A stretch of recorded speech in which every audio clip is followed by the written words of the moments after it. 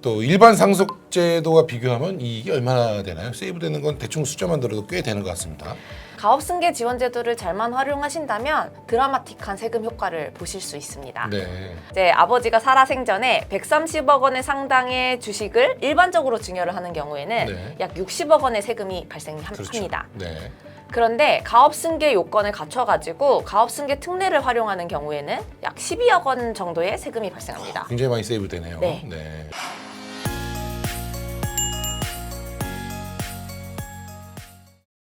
세무 이야기 세 번째 시간입니다. 세금이라는 게 참 어렵지만 실생활에서는 너무 중요한 주제라 이런 생각이 드는데요. 오늘 얘기는 사실 일반 독자들에게는 와닿지 않는 얘기일 수 있습니다. 기업 경영자들의 가업 승계에 관련된 세금 이슈인데요. 더벨 채널에서 하는 얘기들은 사실 일반 대중보다는 자산가나 자본시장 참여자들 또 경영자들을 겨냥하는 내용인 만큼 이 점 감안해서 봐주시면 좋을 것 같습니다. 오늘도 김시진 세무회계 남정 대표님과 함께합니다. 대표님 어서 오세요. 네, 안녕하세요. 안녕하세요, 김시진입니다. 오늘은 가업 승계, 기업 세무 얘기 좀 풀어볼까 하는데요. 한샘, 락앤락 등 가업을 포기하고 사모펀드들한테 매각을 하거나 자녀들에게는 그 매각 대금을 현찰로 주는 이런 사례들이 종종 눈에 띄어요. 세무업계에 종사하시는 분들 입장에서는 이런 현상을 어떻게 보십니까? 우리나라 현행 상증세 최고 세율 구간이 50%에 달하고 대기업 최대 주주가 승계받는 주식에 대해서는 20% 할증 네. 평가까지 더해집니다.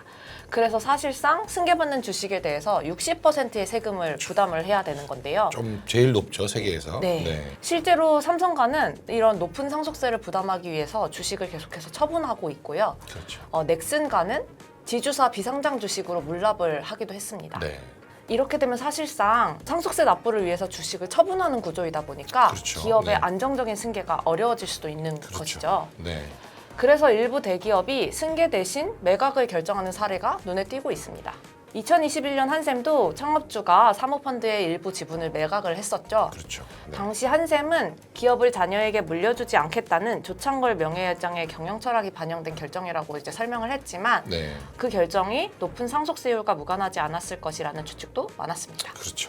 가업을 승계할 때 세제 혜택 같은 게 있지 않았습니까? 매각 대신에 이런 세제 혜택을 이용할 수 있는 방법이 있지 않았을까요? 네, 현행 가업승계 지원 네. 제도는 외형이 비교적 작은 중소기업이나 중견기업 등을 대상으로 하고 있습니다. 네. 안타깝게도 지금 현재 대기업은 적용 대상이 아닙니다. 그렇죠. 삼성도 이재용 회장 다음은 승계가 어렵다 이런 얘기들이 나오고 있죠. 대기업 얘기는 또 넘어가기로 하고요. 또 상속세, 상증세의 세율 이슈는 입법부에서 또 판단할 일이니까 이런 얘기들은 넘어가기로 하고요. 현행 제도 하에서 중소기업, 중견기업의 가업 승계 이슈 또 정부가 지원하고 있는 세제 혜택 이런 것들 간략히 좀 설명 부탁드릴게요. 네. 가업승계란 기업이 동일성을 유지하면서 상속이나 증여를 통하여 그 기업의 소유권이나 경영권을 승계자에게 이전을 하는 것을 말을 합니다. 네. 주식이나 자산이 자녀에게 무상으로 이전되게 되면 당연히 상속세나 증여세의 세부담이 발생하는 것이 원칙인데요. 네. 중소기업 등의 가업을 승계할 목적으로 자녀 세대에게 이전하는 경우라면 세제 혜택을 부여하겠다는 것입니다. 가업 승계를 목적으로 생전에 주식 등을 증여하는 경우, 즉 아버지가 사업을 영위하다가 은퇴를 결정하고 자녀에게 대표이사직을 물려주는 경우에는 가업 승계 증여 특례 제도를 활용하실 수 있습니다. 네.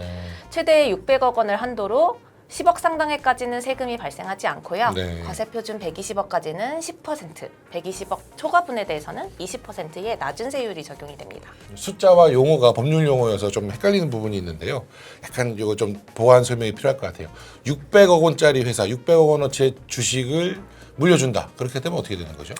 네, 일단은 가업 영위 기간에 따라 조금 다릅니다. 아버지가 30년 이상 네. 가업을 영위했다고 가정하고 말씀드릴게요. 네네.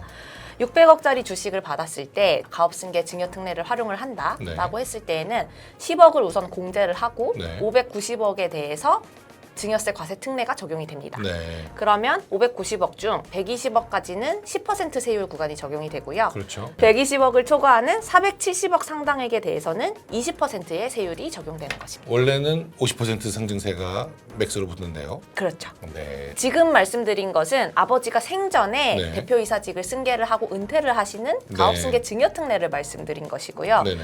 아버지가 돌아가시기 직전까지 네. 대표이사로 활동을 하시다가 상속 상속으로 주식을 승계하는 경우에는 상속공제, 가업상속공제라는 혜택을 부여하고 있습니다. 네.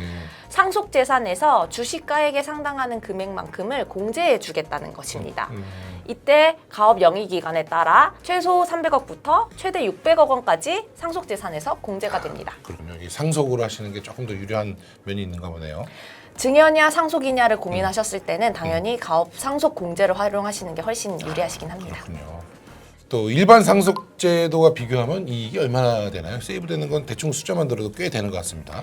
가업 승계 지원 제도를 잘만 활용하신다면 드라마틱한 세금 효과를 보실 수 있습니다. 네. 이제 아버지가 살아생전에 130억 원의 상당의 주식을 일반적으로 증여를 하는 경우에는 네. 약 60억 원의 세금이 발생합니다.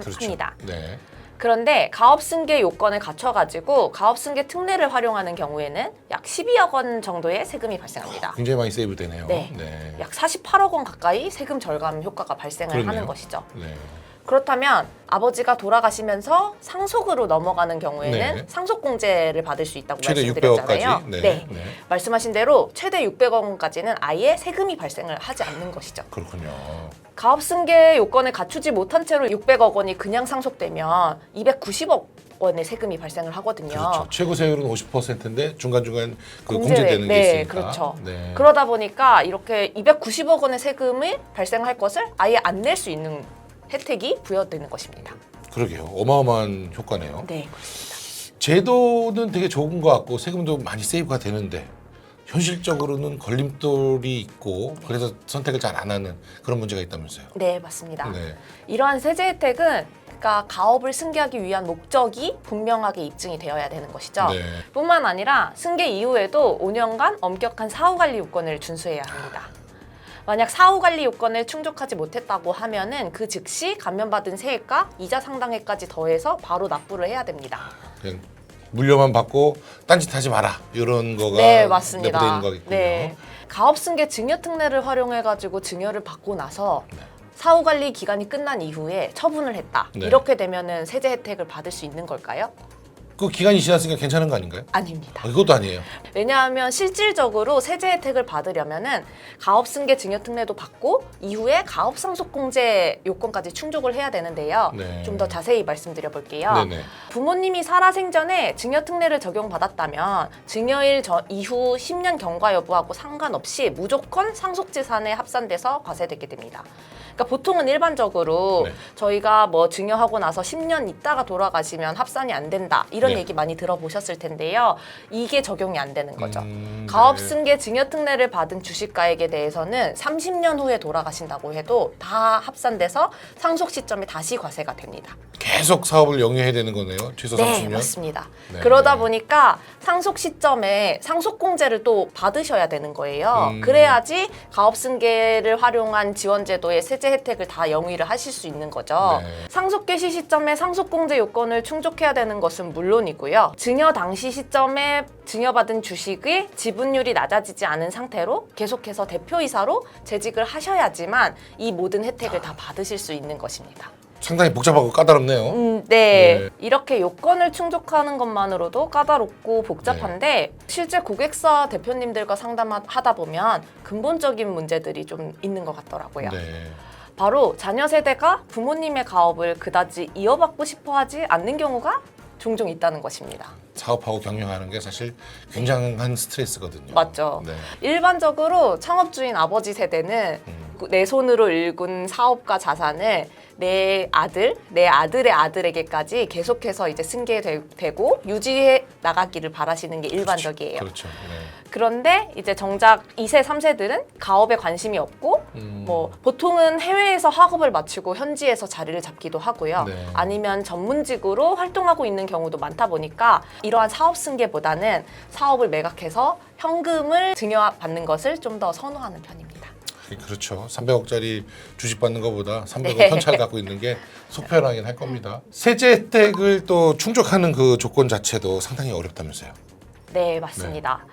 가업승계 증여특례나 가업상속공제를 받기 위해서는 우선 승계자인 아버지가 대표이사로 재직하면서 최소 10년 이상 최대주주로서 지분을 40% 이상, 상장사라면 20% 이상을 계속해서 보유했었어야 합니다. 증여특례를 활용하는 경우라면 아버지는 만 60세 이상이어야 하고요. 가업을 승계받는 자녀의 요건은 아무래도 훨씬 더 까다롭습니다. 그런데 승계받는 자녀의 배우자, 즉 사위나 며느리가 요건을 충족해도 인정이 됩니다. 네. 딸이 뭐 의사나 변호사 전문직으로 활동을 하고 있어서 실질적으로 가업 승계가 어려운 상황이셨는데요. 사위가 가업에 종사해서 요건을 충족함으로써 가업 승계 증여특례를 활용하신 사례들이 있었습니다. 아, 그렇군요. 일은 사위가 하고 주식은 딸이 딸이 받아서 받고 세제 혜택도 받고. 받는 것이죠. 이런 경우가 제일 아이디어란 타입이 될 수 있겠네요. 승계받는 자의 조건, 그 아들의 조건 같은 건 어떻게 되죠? 증여특례를 적용받기 위해 수증자는 만 18세 이상의 거주자인 자녀로서 증여세 신고 기한까지 3개월 이내에 가업에 종사하셔야 되고요. 증여일로부터 3년 이내에 대표이사로 취임하셔야 됩니다. 그리고 승계 이후에는 5년간 주된 업종을 변경하거나 1년 이상 휴업을 하지 않으면서 주식 지분을 유지하고 계속해서 대표이사로 종사하면서 가업을 경영해야 하고요. 여기에 참 말은 좀 용어가 어렵긴 한데 어쨌건 하던 일 계속해라. 딴짓하지 말고 변화 주지 마라. 근데 21세기에 굉장히 빠르게 사회가 변화하고 있는데 네, 맞습니다. 5년간 주된 업종을 그대로 하고 대표이사로 계속 종사해라. 약간 이거 좀 현실적으로 맞추기가 어려운 그런 조건인 것 같습니다. 네. 지분율이 낮아지지 않게 유지하시는 게 조금 어려워하시기도 하고요. 주식을 팔아서 신사업을 진출하려고 해도 안 되는 거고 네, 주식을 파실 수가 없는 것이죠. 그런 문제가 또 있네요. 그리고 상속공제를 적용받기 위해서는 만 18세 이상 민법상 상속인으로서 상속 개시 2년 전부터 가업에 종사하고 있었어야 합니다. 아, 그 전부터 회사에 다녀라? 네. 그리고 상속세 신고 기한까지 임원으로 취임을 하셔야 되고 2년 이내에 대표이사로 취임을 하셔야 됩니다. 마찬가지로 승계 이후 5년간 사후관리 요건이 있는데요. 주된 업종을 변경하거나 1년 이상 휴업을 하지 않고 지분을 유지하면서 대표이사로 재직해야 되는 건 증여하고 똑같은 사후관리 요건이 필요합니다. 네. 그런데 여기에 추가로 가업용 자산을 40% 이상 처분하면 안 되고요. 근로자 수 평균과 총 급여액을 90% 이상 유지해야 된다는 자산 유지 요건과 고용 유지 요건이 붙습니다. 정말 어렵네요. 네. 저 같아도 별로 안 받고 싶었을 것 같은 생각도 드는데 세금 혜택은 상당히 많긴 맞는데 네. 이 고용유지 이것도 요새 굉장히 어려운 일이거든요. 요새는 또 대체가 또 많이 되고 있는 상황이다 그렇죠. 보니까 고용 유지 요건이 현실적으로 좀 충족하기가 어려운 경우가 많고요. 네. 그래서 가업 승계를 좀 안정적으로 미리미리 준비하시는 경우라고 하면은 상속이 예상이 되는 시점에 고용을 조금 안정적으로 유지할 수 있는 형태로 줄여나가시는 방향을 선택하시기도 합니다. 일종의 사전적으로 구조조정을 한번 하시는 게 낫다 네. 이런 거군요. 그러니까 실질적으로 아들이 물려받아서 사업을 할 거다라고 하면 이제 가업 승계 플랜을 갖고 나가시는 게 아무래도 유리합니다.